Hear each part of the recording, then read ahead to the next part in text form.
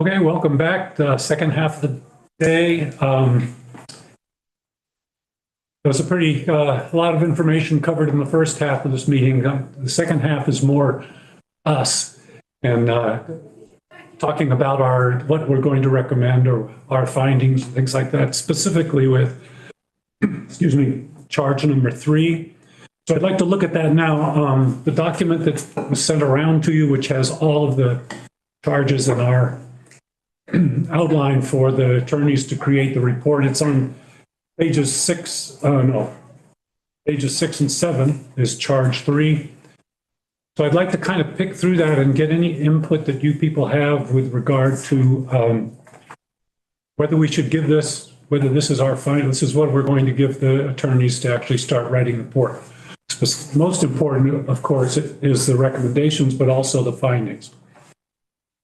So I can just start going through it, or do people want to make some comments at the very beginning as to what you've had a chance to look at and whether you think there's definitely some recommendations that you want to add, especially if there are, so we can talk about them during this meeting.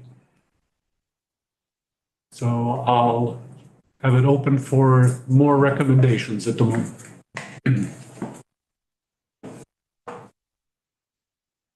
Unfortunately, I was at one point in my life a DJ on a radio station, and the rule was dead air means dead DJ. So there's this, somebody's going to be talking all the time. But I can pause for 20 seconds and let people think. I realize that's important too.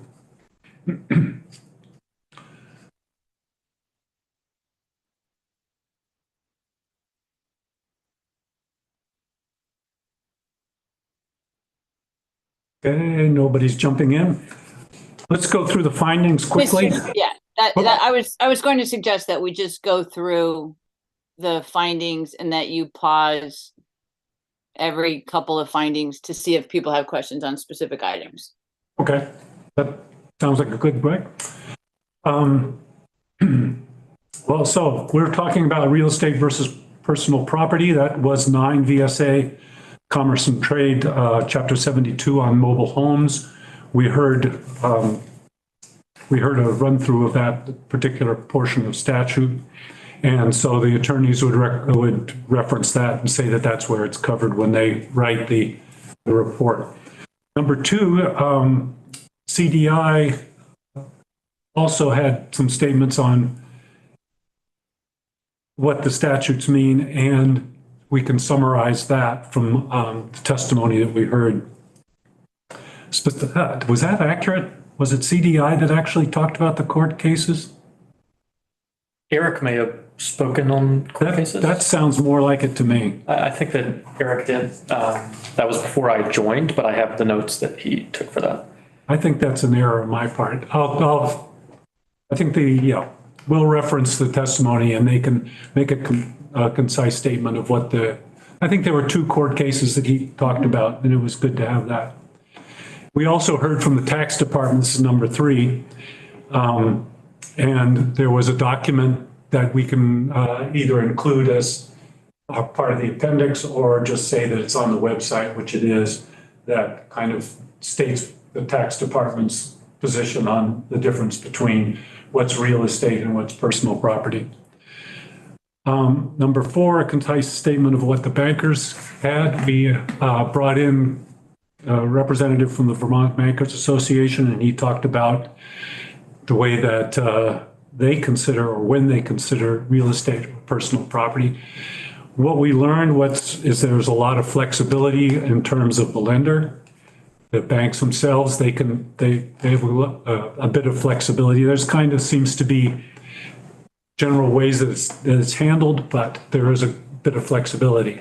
Senator Harrison, do you want to weigh in on? I wanted to weigh in on what the tax department says and suggest that we have their handout as exhibit of our report so that it's easily found. And we had a couple of questions about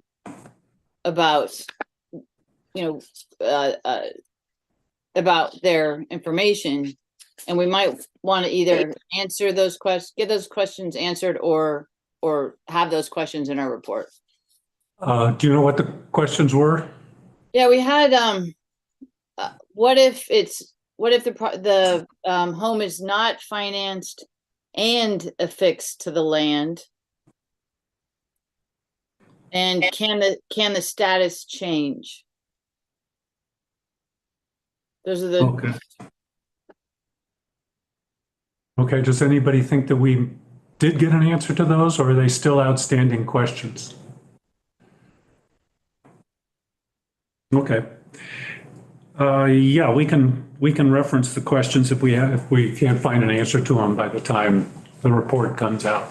and maybe it's not that important, those questions aren't as, they aren't critical, but I do feel very strongly that we should actually have the information in the report so that people don't have to go looking for it. Right, how about as an appendix? Yes, exactly. I was saying exhibit, but appendix is fine. Okay. Yeah, that's easy enough to do. That would be good. And I'll make a note for here to have it, make sure that is included. But basically, one of the takeaways from his testimony was that it's basically the risk that's important in determining the loan rates and terms, because and that's why you said that cooperatives are apparently less risky than those that are not in cooperatives. So that's the takeaway from that. So any way that I figured out is that any way we can reduce the risk of the loan would be beneficial for mobile home park or mobile home owners if we can, and that comes up in the recommendations. Because if you reduce the risk, then the lenders are more liable to with their flexibility, would be more liable to give good loan rates. So that's number 3, reduce the risk or the perception of risk. Somebody brought this up. I believe it might have been Mary, was part of the risk is apparently that the perception is that people don't stay in their mobile homes very long. And so the question was, well, how does that compare to regular real estate outside of mobile? People also move around a lot. So if we had more information on those sorts of things, it might help the perception of risk and therefore reduce loan rates. Number 5, encourage development of more cooperatives. That's what they suggested or what Chris suggested. That might be more of a recommendation than a finding. Is that what you were going to say, Mary? Exactly. Should I take that out? People's thoughts on, I think it's also in the recommendations. Okay, we'll scratch that number 5. Yeah, you might want to have a finding saying the what it is about cooperatives that would make us recommend them. So the finding could be cooperatives do better at blank. And I think he also included nonprofit-owned parks in that category of where there's less risk. Cooperative-owned parks are also more likely to do a longer lease, which can help lower the risk of a loan. Okay. This is Sandra. Do we add also what it will require with the burden that actually is put on the resident to be able to actually come in as a co-op, because there's a lot that actually that is required in order for them to do so. Recommending to create more means investing more in making it happen. Is this the section that we have to put it on, or is it something another section that we have to put it on in our recommendation? Because I think that creating more it's vague, but I'm sorry, I don't know if it's further along or not, because No. I didn't go through the whole document. Yeah, no, that's understandable. I think you only got it a couple days ago. Yeah. But it is just this one that we really want to concentrate on. But Okay. yes, I'm not sure I quite understand what it is you're wanting. I'm just asking if we do, because the recommendation would be in point number 5 to encourage the development of more cooperatives. Yes, encouraging means more investment being made available to make it happen. I see. Is it that section that would be used for, or is it another section that we should put it under? Yeah, no, I think it would be here. Okay. So we Sorry, could, go ahead, Sean. Thank you. Yeah, forgive me, Senator Harrison. Just to jump in, I think one of the findings in terms of cooperative development, I think based on Jeremiah's testimony, could reasonably say that there is some long-term affordability benefits to cooperative ownership. I think Jeremiah really pointed out that they often have to increase rents immediately to deal with immediate needs, but then there's a bit of a plateau, and you don't see rents increasing in co-ops as frequently as we do in parks and other ownership. However, to just sort of echo Sandrine's point, I think with those findings, a recommendation of encouraging co-ops ought to come with a recommendation that there or an acknowledgement that there needs to be additional technical assistance made available so that this can actually happen, especially in parks that are smaller. Yeah, good. That's a good point about the rents, because that would be true. Yeah, Mary. I have a problem with that because I think the rents may be lower, but there is less or no attention on preparing reserves for the long-term needs of the park. And so it's an artificially low rent because like for HFI, rents are high, but they are also in a position to deal with many of the capital needs of their parks. But Mary, can I respond to that? Oh, yeah, no, this is a discussion. Go ahead. Yeah, Mary, couldn't cooperatives plan and have capital plans as well? I don't know if it's the cooperative structure that doesn't, that leads to that. I think it's just different. Well, they could, they should, but I think the nonprofits who own co-ops have the experience and have learned painfully how necessary that is. And Well, I think that should definitely be a finding, and we should discuss that in this report. yeah. Well, I wonder if CDI knows how many of their parks that they manage have reserve funds that are being.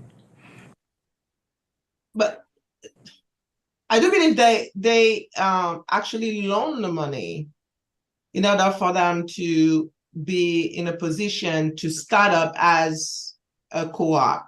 Most of them did not have the resources to do that. And when it comes to the plateauing of the rent, it comes after a lot of, because of the infrastructure that usually are old and need renovation. So it's like taking loan after loans after loans after loans and grants and looking for money to actually stabilize the organization. It takes a lot. That's why I was saying that recommending for more, it's good, but there is definitely a capital issue here that have to be brought on in that section, because it is needed at this point for more cooperatives to be created specifically for small mobile home parks. Mhm. Yeah, I would love to hear what Jeremiah has to say. My understanding was that CDI actually requires a certain amount of a percentage of the rental going to reserves. I think Gail can probably speak to that too. And I think, Mary, you're totally right that there's the potential for a co-op to discount sort of reserves, as discount the future in terms of maintaining affordability. And I would argue that that's even more of a reason why we should have a robust technical assistance provider who can really stress the need for having those reserves. So I think I'm totally in agreement with you. Well, is this, some of the things we're talking about are, I wonder if they're getting into a different charge. Yeah, I was gonna bring that up. Yeah, charge 6 is conversion to cooperative. So I think what we could do is Yeah, reference this briefly in charge 3 and just point folks to charge 6 so that Mhm, yeah. that whichever one they look at, they'll see this. mhm. And Jeremiah will be in at 1 o'clock for half an hour. So we can remind me or bring him up yourself if you have these questions that he could answer on the spot and get that taken care of. So we need to expand a little bit on, or some on exactly how we encourage development of more cooperatives. Anything else on this, on that? Number 6, the risk of abandonment and evictions may influence loan rates. That seemed to be one of the issues that was brought up by the Bankers Association. And also, if there are evictions, then unlike number 7, unlike apartment rents, when you're evicted from your mobile home or evicted from the park, I guess you are, then you still have, in order to leave, where if you're evicted from an apartment, you just pack up and leave. If you're evicted from a mobile home park, you have to spend another 10 grand or so to get rid of to move the mobile home and its contents. So this is just another issue that we seem to have, we've come upon. Gail, go ahead. Oh, you're muted. There we go. Up. Closed. There we are.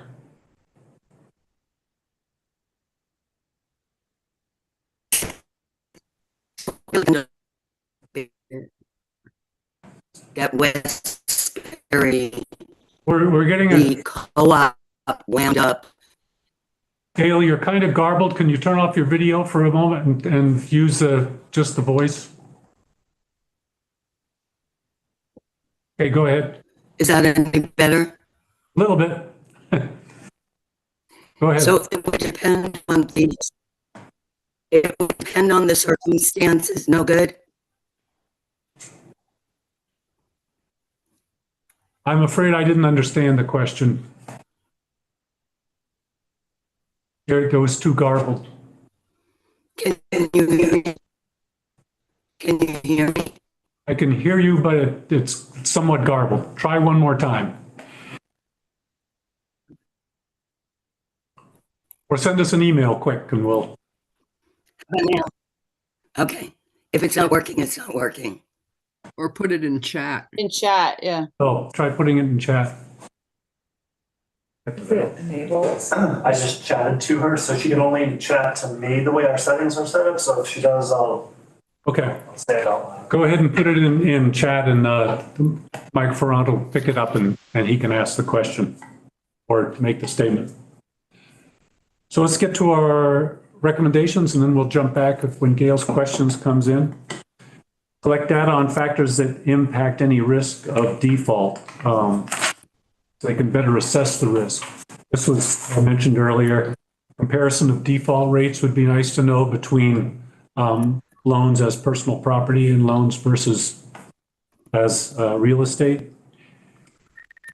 That's public information. Mortgages and notices of defaults are public documents. I don't know whether we need to actually have that statement in there. I could take it out. Thoughts?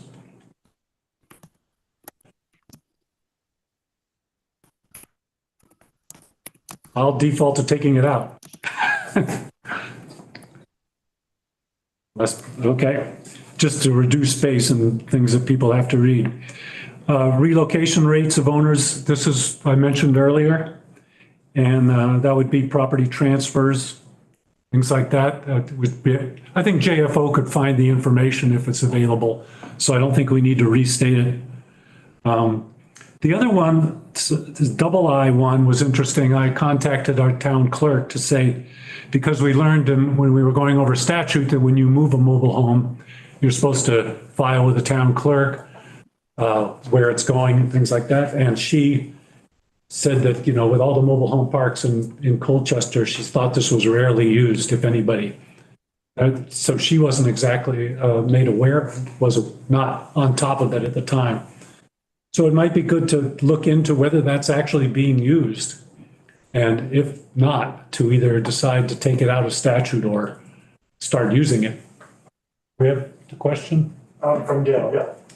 So Gail says, They have to say this loudly because I don't know to get to the mic up here. okay, she says it would depend on the circumstances as far as if they would need to remove it. Our co-op went to court and the home was turned over to the co-op to satisfy the arrears and attorney expenses. Did everybody hear that? It was a response to they'd have to move the mobile home. They might not have to because it might be taken over by the co-op in order to cover lot rents that weren't paid or the reasons for the eviction. So it depends on the circumstance, how easy it is for a person after they've been evicted. Good point. Number C, down in recommendations 1C, collect data on appreciation versus depreciation. This was a question that came up during that testimony also. Are mobile homes, which ones perhaps are appreciating, which are depreciating? We heard that some are. The more recent ones that are better built than the older ones seem to appreciate, but how much, I don't know. It'd be good to have information on that. So I think a bit of nuance that Peter Schneider added to that when we asked him the question about do newer homes, particularly the energy efficient homes, appreciate. What he said is that they have a better chance of appreciating, but it's going to depend more on the health of the whole community rather than the individual home. Because when we look at appreciation of a home, usually it's the land that's appreciating, not the building itself. So the status of the infrastructure, the solidity of the governance structure, those factors all impact the ability of a home to appreciate. Good point. I can insert that. I can see we're not going to be able to just hand this off to the attorneys the way it is. It's going to take some more massaging, but that's all right.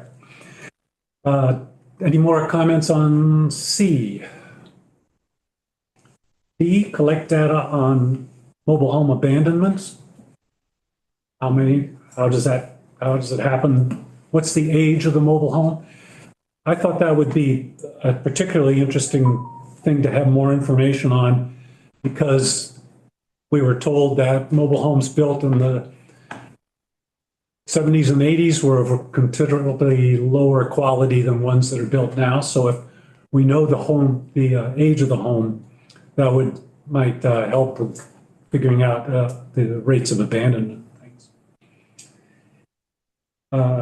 Selling or taking ownership of an abandoned home requires public documents, so they should be able to. We'll take that out because that's just another way to reference where the information is. Number 2, there we have the encourage cooperative ownership of mobile homes parks. And it says C charge 6, which is where we can expand on that, on ways to increase it. Jump to number 3 on page 7. This was a idea that was being kicked around to create a pool of funds for removal of abandoned, condemned mobile homes. The idea being that this would reduce the risk to the lender when that happens, because part of the reason they don't want to lend money is they don't want to get stuck with a mobile home that they have to move if it's abandoned. So if there were ways to have abandoned homes covered, they might be more likely to have good terms and interest rates on loans. So this would be a pool of loans, a pool of money that could be used for that purpose, to get rid of abandoned, condemned homes. Where does the money come from is always the next question, and that's what A is.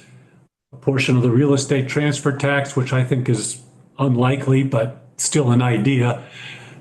Just because so many other people are trying to hit that real estate, that transfer tax. They also could, I thought of this and I'm not sure whether it's a good idea or not, but we do have the state's Brownfield Revitalization Fund, which is usually used for large, industrial sites that are going to be going to be used for some purpose. So the funds are available to kind of clean up the brownfields and make it a site that could be developed. But there's nothing, part of the priorities, if you look at the statute on that, is to encourage housing. So it doesn't have to be, it seems to me, it doesn't have to be a large industrial site. It could be a mobile home site. And it wouldn't use that much of the funds. But it would make them, an idea is to have them automatically qualify for that and use the funds for that. Any comments on that kind of off the wall idea? We could give it a try. Investigate access to funds used for health and safety efforts. This came up during the discussion where new homes, taking into account the fact that they are healthier in terms of safety and also just physical health. So the idea being that if we could, there might be funds available in efforts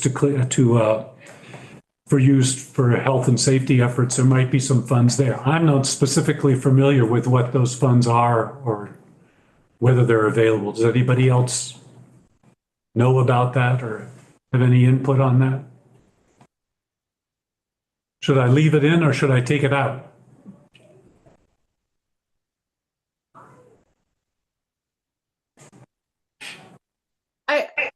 I think at this point we should leave things in if we're not sure, because we can always take it out.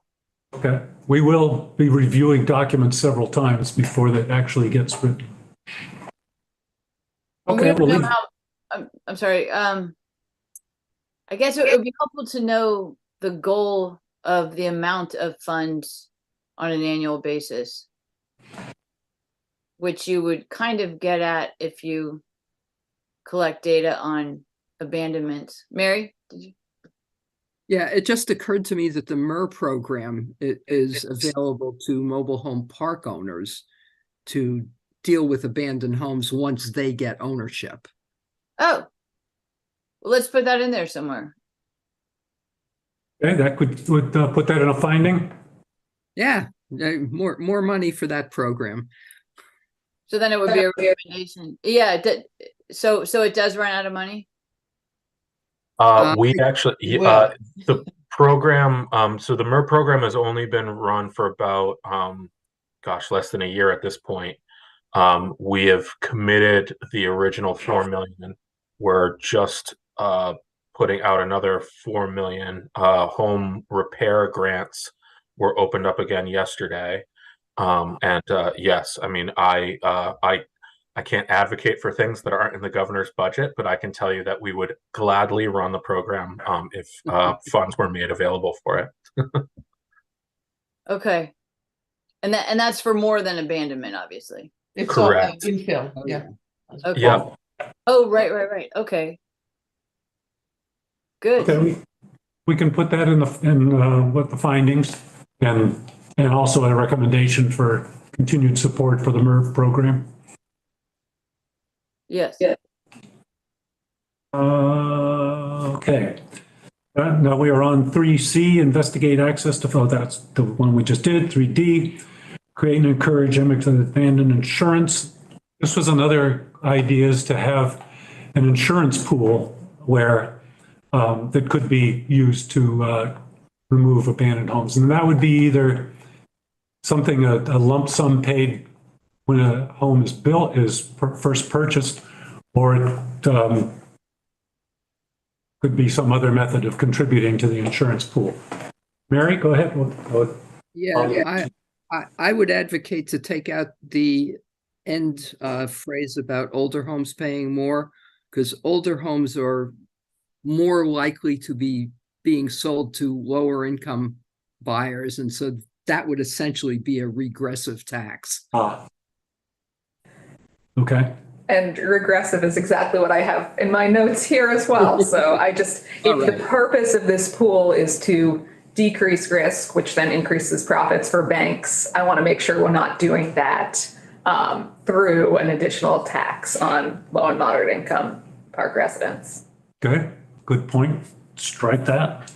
Representative Taylor? Yeah. Gail put something in the chat. Go ahead. She says, could the state in some way partner with mobile home distributors as an incentive to take an abandoned home off the lot to put on a new one, and they would pay the lot rent or damages and place a new home for sale? Westbury has done this.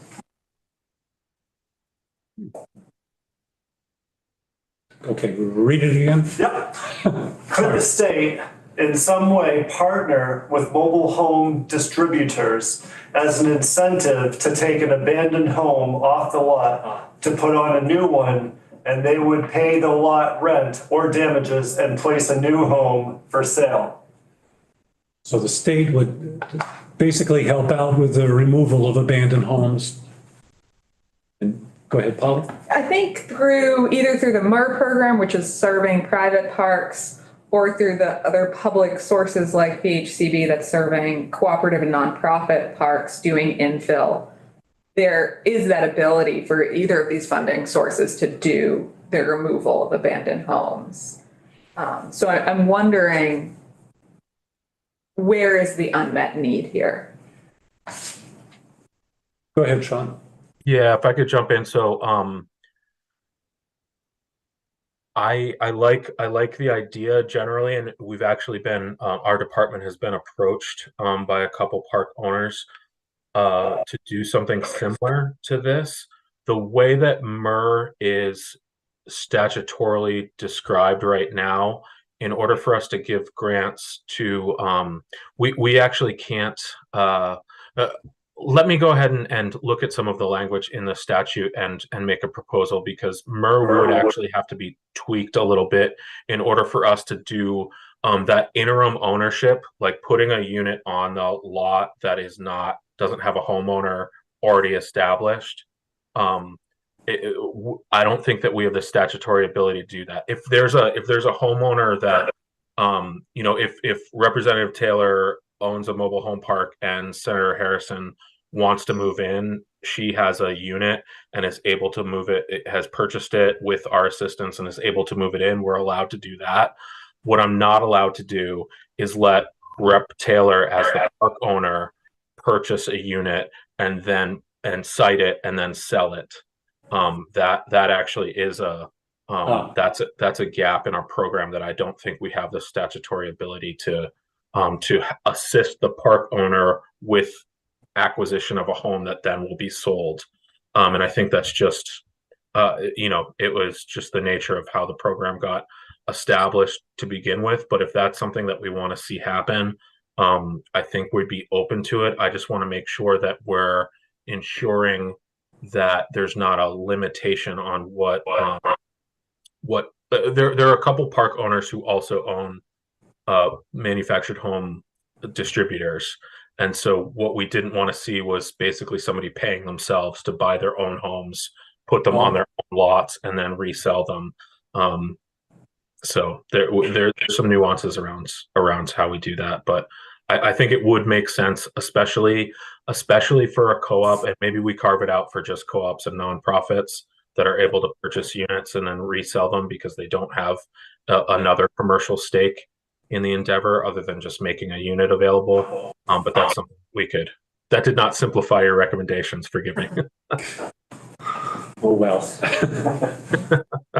Okay.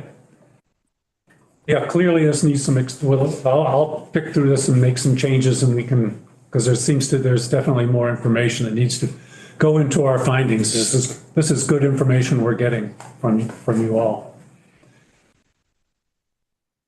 So does that, what should we do with D? Is that still a good recommendation, or us taking out the older homes paying more? Something to consider? we're defaulting to leave it in, so. Yeah. Fine with leaving it in. Well, we didn't talk much about insurance generally. So, I mean, this could be part of a general insurance policy that the owners would take out. Do renters get renters insurance typically in mobile homes, or is there? Because, all right, Renters everywhere typically don't get. I know, that's Yeah. what, well, that's my, I thought that was the case, but I didn't want to assume. I mean, it would be good if renters did get insurance, right? But a lot of folks just can't afford it. Voilà. Exactly. Okay, Yeah, this would have to be a required insurance, I would think. right. But it Separate. seems, I mean, before we require insurance to get rid of the home, I'd rather require insurance to help people, you know, To get become their affordable. assets back or fire or something. I think we should have something about insurance in our recommendations. I don't know that it's different if it's a real estate property, but insurance does seem like an issue to me. But I'd like to hear from the experts who know more than I do about this. The experts being. Mary, Sandrine, Sean, Okay. Molly, pretty much everybody else. But Well, insurance is not cheap. And that's where the issue is the affordability. If you have access and affordability, then it's so good. And I don't think that, we have to take mobile home residents because they rent the lot as any renters out there. Do you require insurance for renters out there? yeah, that's true. For fairness purposes. Cannot require anything like that, I don't think. But it's a good idea. I mean, it's. Well, let's leave it in for now and think about it some. Yeah. Because it's, make sure that we discuss it again. Mary, did you have something you wanted to add, or you? No, I'm fine. Okay. Gail said in the chat, encourage the homeowners to have it. Tracking would be done, and if they have no mortgage, they are not required. Okay. Everybody hear that? Okay. Yeah. Gail suggested that it's, go ahead and say it again. Encourage the homeowners to have it. Tracking would need to be done, and if they have no mortgage, they are not required. Yeah. So it encourage it, basically. Encourage it. Yeah. Okay. I do have something. If this is basically to protect banks, the banks could get together and do it themselves. I mean, you could just enable that kind of thing. Okay. Oh, I see what you mean, Mary. That's another source of the way of the insurance. Good. We can add that too. All right. I want to make sure that Jeremiah gets in here because he's taking a break from a conference or something that he's working. And so I want to make sure that he can cover what he needs to cover. If we have time, which we probably won't, we'll come back to this. Otherwise, I will wordsmith it some more, add some things and get it out to you again fairly promptly so that we can review it. And so Jeremiah is going to go over the questions that I think I sent them around to you, as well as the outline we have. And there were a couple questions. I'm not sure I remember exactly what they were. We wanted to hit Jeremiah with. There was, if they're really important, we want to make sure he answers. Was there, anybody remember what they were? All right. They'll probably come. Jeremiah, then why don't you go ahead? Better identify yourself for the record, and then you can launch into the questions and responses. Sure. Hello, everyone. I'm Jeremiah Ward with Cooperative Development Institute, representing both CDI's New England Resident-Owned Communities program that helps residents purchase and then run mobile home parks as cooperatives, but also representing our new WISP program, our Water Infrastructure Support Program, that helps with infrastructure fundraising And yeah, thanks for inviting me back. I'm assuming the purpose is to kind of cover some of the points and the responses you sent, or I sent you, Kurt, that we didn't get to cover last time. Yes, and they have copies of those, of Okay. that document. Yeah, So so you- the, Go ahead. okay, so there was a first question about what percentage of the co-ops that we work with have full active boards, and how difficult is it to get board members? And I submitted some data there. It's pretty common to have some vacant seats, as you can see in the responses, but we have found that over time, as we've had experience working in Vermont, co-ops have an easier time getting volunteer board member participation if there's really strong professional property management that can cover the operations and maintenance, and having a dispatch line for maintenance requests and preparing financials, so that the board can just focus on governance related issues and the big picture and planning for the future. When we first started in Vermont in around 2010, 2011, it was hard to find that level of property management. And so at that time, co-ops were served with like a remote, just financial management work that could be done, like bookkeeping, accounting, collections from a distance. But as we've developed more co-ops and built a better network of property management companies that can have like an on-site presence, that has led to better board participation rates, because the board's supported with all the management related tasks that they shouldn't be doing in the first place. So I don't know if there's any questions on that section before I go on to another question that we haven't addressed yet. Go Yeah, ahead. how much of Vermont is covered by these third-party property management companies? Well, all of our co-ops have some sort Yeah, of paid but third-party Not management, not all your co-ops are in Windham County, for example. right? Yeah, so that is an issue. So I'd have to do the math, but I can't say off the top of my head, but definitely these companies are better able to serve the Burlington Metro, Chittenden County, Franklin County areas. I would say we're probably maybe 10 of our 16 have that full service level of very active management, whereas some of the more rural communities have to rely on that more remote financial management. So that is a barrier. But yeah, if there is a way to find that level of on-site support, it makes a co-op that much more functional. It has a huge cascading effect. So that's a big factor. Well, it's easy to see that if you have a board that has to decide what trees are cut, then they're going to have to, and they're making decisions for themselves and for their members, that could turn into big controversies that they would rather not deal with, when they can say to a property management firm, manage the trees, and then they can say the decision was made by them, not by us, when they're dealing with their members, things like that. I can see how that would make people more likely to serve on boards. That's a good point. Yeah, Go ahead. and just being able to see the forest through the trees. You know, if a volunteer board is just bombarded with all sorts of questions, complaints, issues from the membership and from the residents, it's hard to think strategically about enacting policies and, you know, sorting out what needs to happen first. So that's definitely a factor. But there's also generally, like, even if a co-op's received a decent amount of training on our end and has good property management, there's still going to be periods of time where board members quit.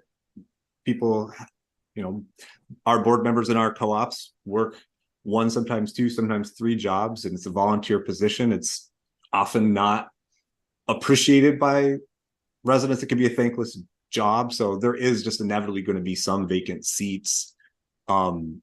And there's inevitably going to be some drama, as there would be with any community. So that we can't avoid so much. But I think figuring out having better professional management services is where we can focus, and continuing to provide good training support will help. Okay, good, thank you. Oh, Senator Harrison? Yeah, I just wanted to ask, I've served on HOA boards and it's brutal. And when there's no management or bad management, it's not even just having to deal with controversial things. It's just having to do the work yourself, like find someone to cut the trees or cut the trees yourself. I mean, it's at that level. So I completely see that this would make sense. So just two questions. What do you typically, what do you typically have to pay for that management? And then, have you ever heard of a system where you would have an arrangement where you would take turns being on board? So say, you know, like everyone will do it every 5 years. Someone from your household has to be on board. Yeah, great question. So the rates for property management for the more remote financial management, bookkeeping, collections, that is the bare minimum. That's right now about $15 to $16 per lot per month. And the rate for the more involved level of service with those bookkeeping, collections, financials, plus the dispatch service for maintenance requests, plus attending board meetings, on-site work, that's more in the range of $22 to $25 per lot per month. So that also is hard to sometimes fit into the lot rent budget, but we pretty much try to insist upon it or build it into the pro forma now moving forward where it's actually available. And then your second question, could you, refresh my memory? Well, it would kind of make being on the board an obligation. So say you had 50 Right. lots, you know, have 5 of them serve, maybe every 10 years, you know, someone from your household needs to be a party. Yeah, right. Thank you. The new standard set of bylaws we use defaults to having term limits for board positions. So that does encourage turnover and people taking on different roles. And we strongly encourage that wherever possible. I will say that works really well in our larger co-ops where there's enough people, but it's impossible to implement in our smallest co-ops. And that's at some point I would like to, that's a tangent, but talk about the small community issue, which sometimes there's a number of reasons why that's hard to work with the co-op model. And that's one of them. Go ahead, Sean.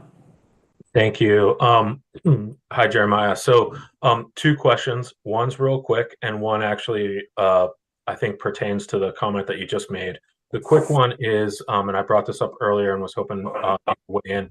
What's the level of, or is there a requirement for the CDI parks to maintain a certain level of reserves, a percentage of their lot rent going towards a reserve fund? There is a requirement usually imposed by the lender. I'd have to send an email follow-up to you offline as to what that is, what Rock USA Capital's standard policy is, but it's yeah, I don't want to respond and be incorrect. Yeah, no, that's fine. So it's purely from the fund. So if they did not get financing through Rock USA, CDI doesn't require, you know, a 3% reserve fund or anything like that. For some reason, I had that in my head. We set reserves in the pro forma and capital improvement plan based on what the capital needs identified are in the property conditions assessment or the capital needs assessment. So we strongly encourage and get the membership to pass not only the operating budget, but a 10-year capital plan at purchase and have them make amendments every year. Different lenders are less involved than Rock Capital in mandating that into the loan agreements. And I've been trying to talk to some of the other community development financial institutions about having it also embedded in their documents, because it's just that much more we can use to like enforce or encourage co-ops to use. Because if it's just CDI as an advisor, that only goes so far, but having the lender also require it just makes the case that much easier. So some of those talks are ongoing, but every one of our co-ops does put aside to reserve. Sometimes I don't think it's sufficient, but in my work and seeing the amount of infrastructure needs, I actually not only try to set the reserves high, but have them increase every year. Yeah. Thanks. That's really helpful for a previous conversation that we were having. And then the other sort of more complicated question I had was to your point before I jumped in about dealing with some of the smaller co-ops. This committee has been working a little bit or has discussed a little bit about technical assistance and what what's available, what's needed.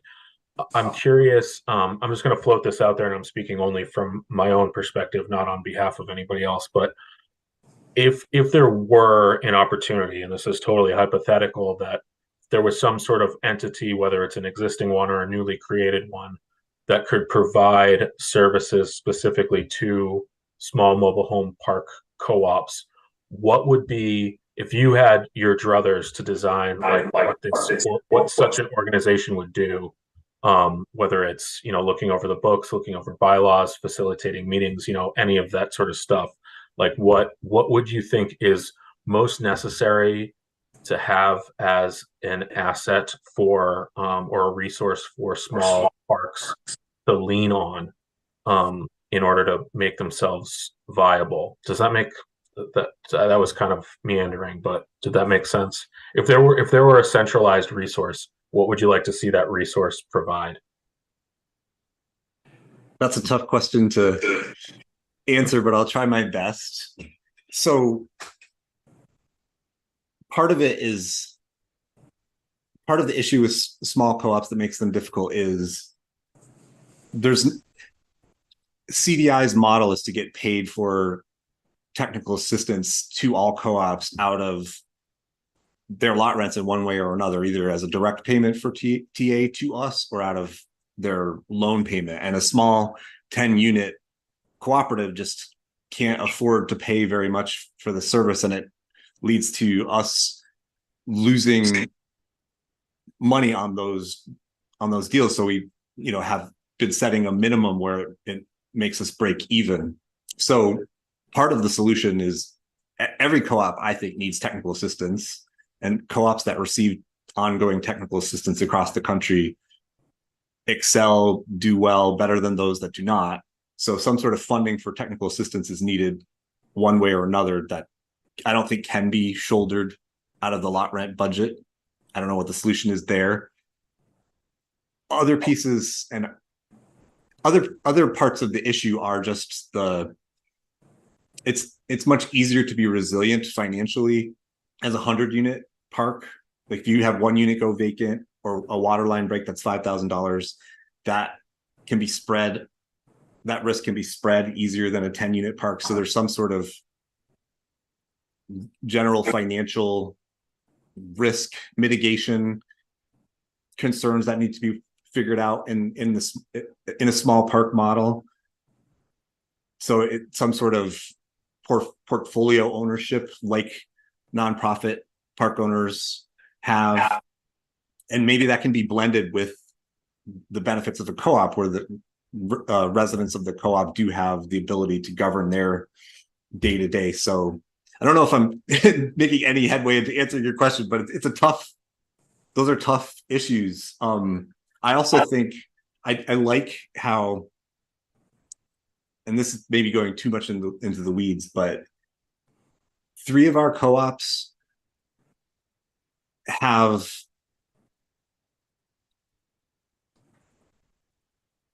I won't go down that path because it'll take too long. I'll just say some sort of safety net in place in case a co-op, a small co-op, can't get the board participation, if there needs to be some sort of safety net in place to, I just worry about if you can't get the minimum 3 board members, like if there's some sort of ability to compose the bylaws or the structure so there can be broader community members, housing policy partners that can be on the board, where you strive to have resident members participation, involvement on the board of directors. But if you can't get to the minimum number to function, there's some fallback to other stewards of the organization. That is a worry in a small community where you only have 10 families and people are busy. So those are my kind of buckets of concerns, and I don't know how you put all those pieces together, but I hope that was somewhat helpful. Yeah, okay, well, and you can think about it some and maybe fire off an email to us if you want to collect your thoughts on that. It's a good question. Okay, let's keep going on the, whoops. I just want to reserve, I know that we're out of time because I have a few comments about that piece of technical assistance in relation to co-ops. So I will be adding that to the charge number 6 when we get to conversion. Okay, good. Actually, if you could also, you want to send them to me, and I can, if you have some specific things that I can insert in the document too, then we'll be sure to go over them when we get to number 6. But number 6, yeah, I'll be working on it and send it to you. Thank you. Okay, good. Go ahead, Jeremiah. I didn't know if anyone had any questions on number 2 about the infrastructure needs section. I think that was pretty straightforward. I don't think we need to go into details if there's anything broadly. We're all aware that there's a great need and it's not being met the way it is. Okay. I think the numbers you provide are good. Yep. I think I addressed 3, 4. I guess if there's any questions you have on any of the other responses I sent, I'd be happy to drill down to them. Go ahead, Paul. I have a question on kind of going back to the small park question.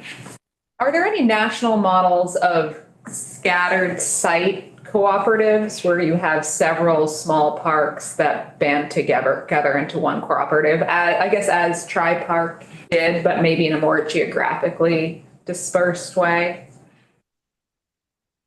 We've heard of them, but even in my experience with a recent transaction, the most recent co-op formation of Breezy Acres and Hillcrest, which are right side by side, we posed to the residents the idea of a combined co-op, and that quickly was not interesting to them because there's just differences and different, the communities see themselves as different and unique. And so in my experience, co-op formation, co-ops want to be, their own discrete entity. That said, we can do more research on other models out there to look for best practices to solve this issue. It is a challenge. And I will say something that's not in the write-up, because I only alluded to the small park issue. Our last transaction was completed in early 2022, and that was the Breezy Hillcrest transaction. And since, there's been several sale notices that we've seen, and CDI has said no to because they're under 20 units, which Rock USA Capital won't do loans to co-ops under 25 units. I would say, often generally lose money on co-ops under 20 units. And so there hasn't been, and there aren't that many large communities left in the state. There's a lot of small communities, and so finding some sort of solution to this issue will be important. That is one question I had. In the documents, I think I use small parks and I put less than 10. Would it be better to call a small park less than 20? I would say so. There are some mitigating factors where we could entertain. For example, there was a park that came up for sale in Franklin County that was, I think, 18 lots. And we looked at it because it was close to a cluster of our other co-ops, and also it had municipal water and sewer.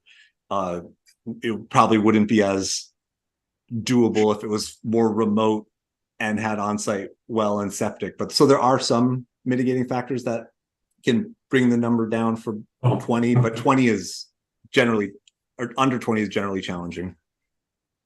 Mary, did you have a comment? Yeah, the same is true of multifamily buildings. Oh. And Vermont is plagued by small mobile home communities, small multifamily buildings, and trying to manage them on a scattered site basis is just a nightmare.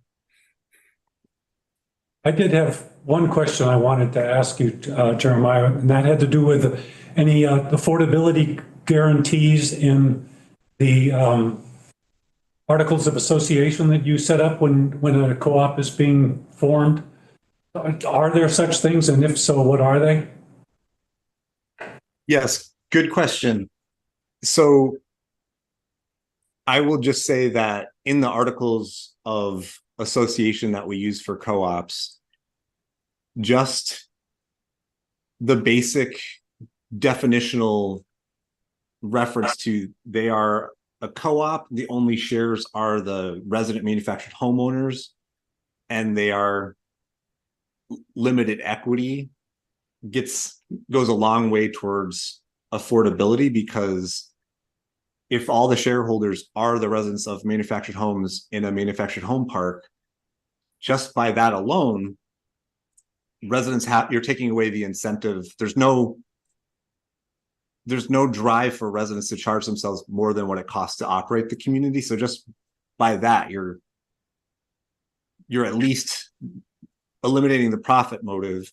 And if there's a need to raise rents, it's due to something necessary or very important enough to convince the majority of the membership to raise rents, like a infrastructure upgrade. So just that basic structure in the Articles of Association of the shareholders are the resident homeowners of manufactured homes in the community goes a long way towards affordability. And when we've done refinances and need to do new income surveys, we've seen the income level stay pretty steady, the same over a 10-year span of time. So we haven't noticed any real gentrification happening based on our income survey tracking just by those pieces.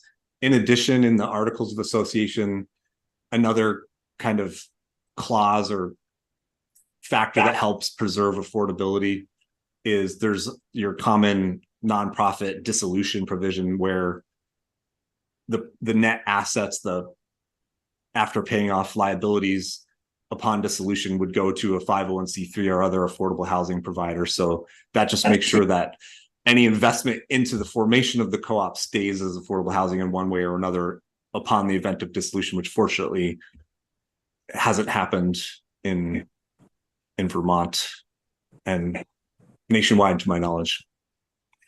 Okay. Any other questions then for Jeremiah? Go ahead, Wendy.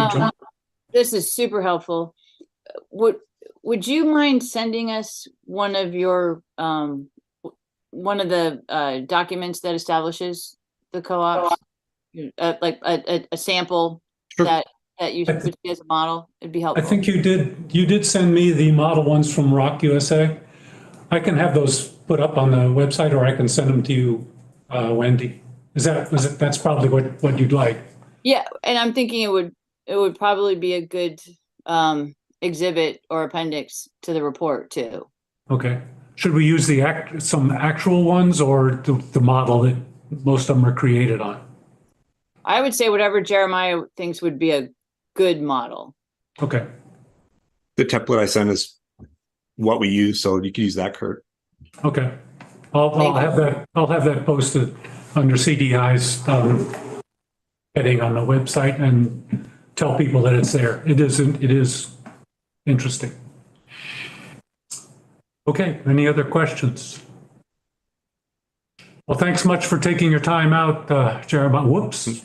Gail's got a question. Maybe. She had asked something in the chat and I asked if she could raise her hand, but here is a new message. She said, since we ran short of time, may I send the information regarding the creation of Westbury Village that Rep. Taylor had mentioned? Some folks are interested to know. Yes. At the very bottom of the agenda, there was about 3 or 4 items that if we had time, we were going to touch upon, and one of them is the fact that Westbury became a municipality recently and what that involves. So I asked Gail to be able to talk about that if we had time. And unfortunately, we didn't have time during this meeting to do that. So she's going to send me the information. I'll look at it, and probably post it or send it to you. Okay. In that case, we're getting near the end. Thank you very much, Jeremiah. You can go back to you. Thank you, everyone. Take care. Very briefly then, next steps. What we plan to do is, or what I plan to do and what my thinking was that the document I sent, we would all review with you individually. So I'll get with Senator Harrison and come up with some times and contact each one of you and figure out when we might be able to do that within the next week or so, because we need to polish this up and have our last meeting in mid-December. Any thoughts on this? Should we try to schedule another meeting in December to review any of this as a group? Or we can do that with just nobody would get paid for it, which is no big deal. That's a yes. You'd like to have another meeting, Sandrine? Okay, we did reserve December 6th as a possible meeting date. Tell you what, we'll call a meeting and those people that can attend and want to attend can, and we'll use it primarily. I want to use it primarily for really last minute cleanup and going through this, getting input from you people on how we want to do the report. I think this is really valuable that we as a group get a chance to talk together and discuss what we're going to do. And that should be after we've probably had a chance, the senator and I, to go over to meet with you individually. So we should have a lot to talk about during the December 5th meeting. I'll try not to schedule any testimony. Okay. Okay? Okay. Very good. Thank you again. Appreciate your efforts on this, and we'll see you at the next meeting. Thank you. Thank you. Bye, everybody. Stay well.